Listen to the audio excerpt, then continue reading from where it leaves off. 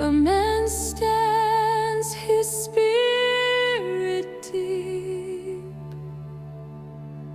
waiting for the one who'll keep his soul. Destiny unfolding as he leaps. Shasta's gift to love revealed. The 12 postulates of inner peace were compiled so that I might, during affairs of state and other solemn occasions, keep my mind on the important tasks in front of me and not on the sweet, seductive smile of my Cailey. Keidaro. Ben sometimes wished he did not possess the dubious blessing of having been, in an alternate reality, the heir apparent to the throne of Estolia. His grandfather was the only son of the 86th king of Estolia, but he died the day Ben's father was born. Because of this, and the what-if of a history that could have made him king, Ben had grown used to the scrutiny of others. His life weighed a little more than the average Estolian's. He would be given the blessing and the responsibilities that came with spending the first 7 days with Kat in the royal seclusion suite. Steam curled around him as he stood beneath the water, thinking of his father. The older man had lived with a different kind of ambiguity, the quiet knowledge that he might have been considered the rightful heir to the throne. But the keeper had declared the firstborn son of King Leo to be the next heir apparent. His father had never expressed any unhappiness at being left to live an ordinary life, though he often rubbed elbows with the royalty of Estolia. Only after he took over the running of the royal stables did he finally move out of the palace. For Ben, that distance had made simplicity possible. Yet now he found himself being drawn once more into palace intrigues. He rubbed the towel briskly over his hair, the heat of the shower still rising from his skin. Then, without thinking, he moved through the familiar rhythm of shaving. As the razor traced its deliberate path, his thoughts settled on the simple future he had once planned for himself. He would fly his jet to Mallorca, or perhaps Barcelona, or London, to find his Cailey, marry her on his birthday, and fit his life neatly into the pattern expected of Estolian families, watching his children grow up in the one place that, compared to the rest of the world, was a paradise of simplicity. He would grow old with his wife, and when their first grandchild married, they would yield up their hold on this life and continue their adventures together in tourism. Except it all seemed to change the day he was bucked off Shasta, his horse. He was having a long weekend, and afterwards he was going to visit the Amador family. The triplets had turned 18 3 months earlier and received their Bendelora from Zeke, declaring that all three would marry within the same month. In the 3 months since, their father had grown increasingly anxious for one of them to settle on a mate, certain that once one did, the other two would follow.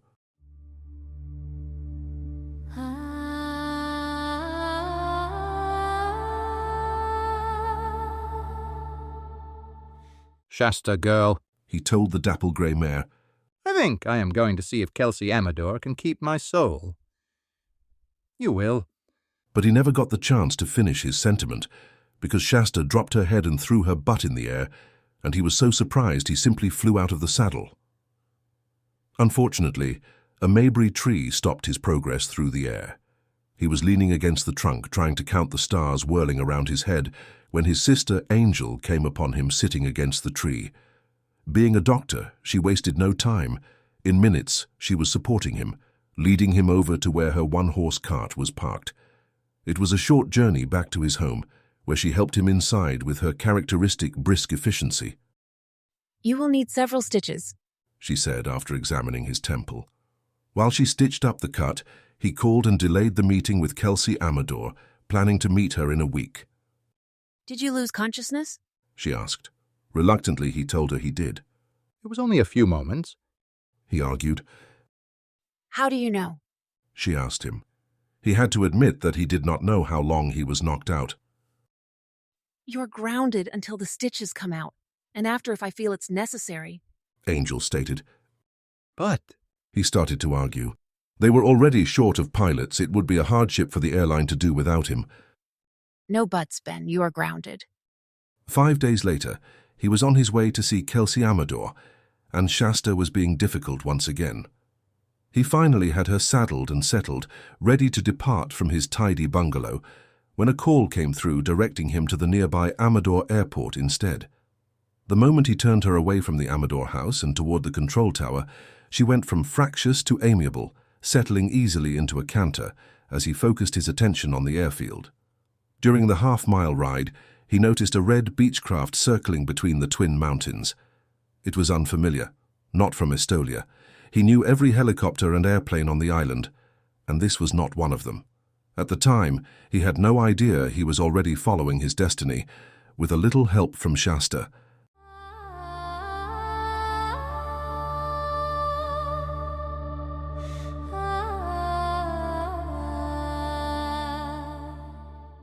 He finished shaving and went over to the clothing he had draped on his bed.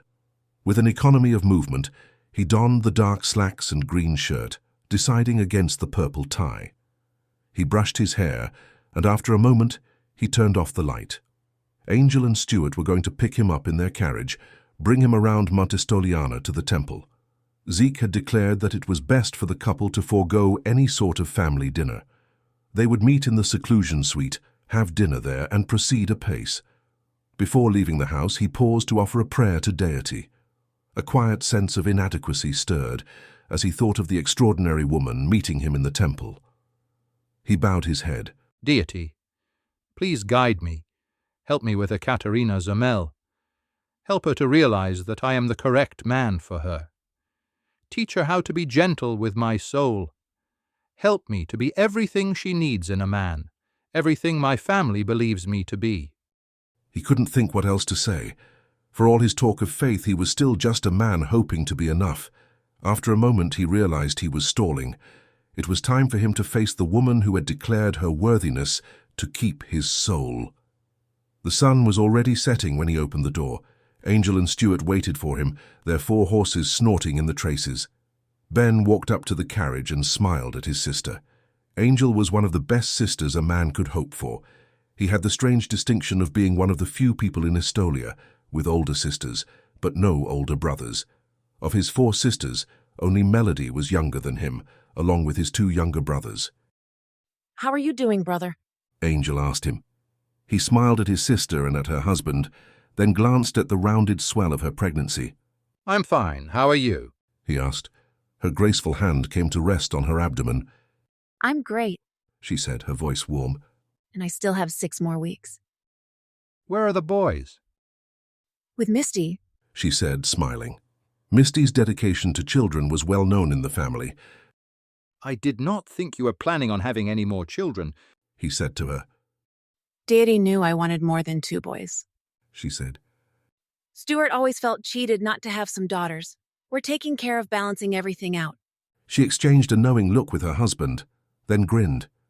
I'm having twins. Ben felt unsettled as his glance fell to Angel's midsection. He would be a father in 9 months if he continued with the set of events that began with Shasta bucking him off. Angel's pregnancy faded from his mind, replaced by the sudden, vivid awareness of Kat's aura. He would place his soul in her keeping. There was no other possibility. Deity had woven the lure of the aura to be irresistible. I haven't met Kat. Stuart said. What can you tell me about her? He wasn't sure what he was supposed to say. She is from Kentucky. She has a charming accent. She looks every bit the jungle cat, with her hair dyed in tiger stripes. And... Angel prompted. And she is the most beautiful woman I have ever met, he said. Uncle Zeke is having you use the Royal Seclusion Suite? Angel asked. Yes, Ben said. It is partly due to it being available, but I am guessing that part of it has to do with the fact that I am my father's oldest son. And he would have been king if his father didn't abdicate. Angel finished drolly. I am glad I am not king, Ben said. Leon is better at it than I ever would have been. Angel laughed at that. When she finally sobered, she smiled ruefully. But it is true, you just aren't that regal, Ben.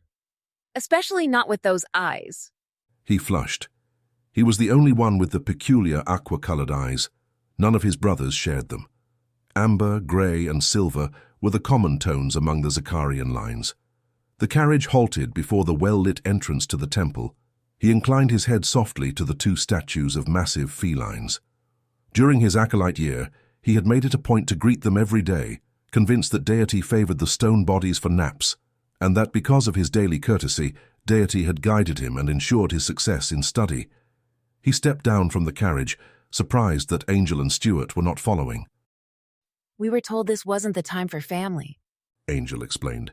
Then, quoting the familiar blessing, she said, May you always walk in the light inside of deity. The next thing he knew, the 4 horses were leaving at a brisk clip. He drew a deliberate breath and faced the temple. 2 acolytes materialized, waiting for him to approach so they could open the doors. Another breath steadied him as he climbed the 10 steps to the entrance. His skin prickled at the thought that the next time he left the temple, he would know what it would be like to leave his soul in some other person's keeping. No, he corrected himself. Not just some other person. He would be placing his soul within Kat's keeping. Through that connection, they would have a greater spiritual and physical link than anyone in the non-Estolian world. He mounted the steps resolutely. Faith steadied him. If deity revealed Kat's aura, she would not reject him, and if she did, that too would be deity's plan. All he could do was heed the promptings of the spirit, do what was right, and let the future resolve itself in its own time. He grinned at the acolytes opening the door for him. Memory stirred, those days serving in the temple, privy in a roundabout way to the romances unfolding in the seclusion chambers. As a budding pilot, he had spent 1 day a week at the airport, but the rest of his acolyte service was seclusion suite duty, delivering trays of food and delicacies, holding doors, cleaning, cooking, and otherwise spending more time around couples celebrating their seclusion than any normal young man should. Combined with the erotic reading assignments in the capitulos, he had spent a fair portion of his temple year uncomfortably trying to memorize the postulates of inner peace. He appreciated the acolytes now. He and Kat would be pampered in the quiet luxury of seclusion, the rest of the world held at a respectful distance. Once inside the foyer, he turned toward his cousin's office, but an acolyte stepped into his path. The keeper believes that you should go directly to the seclusion suite. Ben shrugged. He had expected a last-minute conversation with his cousin, but it wasn't strictly necessary. His heartbeat quickened at the thought of Ekaterina Zomel. She fired his imagination, and he hoped he could return the favor. The acolytes escorted him through the ceremony room and into the second foyer. You are to wait here for your bride, the nearest acolyte murmured. In moments, the only individuals left were the attendants standing beside the doors of the seclusion suite. As the minutes ticked over, he decided to look at one of the paintings on the wall, a much younger Zeke in his religious garb, holding the dagger of office. Studying the painting, he wondered briefly how it would have felt to be the heir apparent, but it took only a moment to realize that he had no desire for the burden of greater responsibility. An airplane in the air was enough, or his own life and that of his Cailey. The crown and all its obligations were far too much. They love being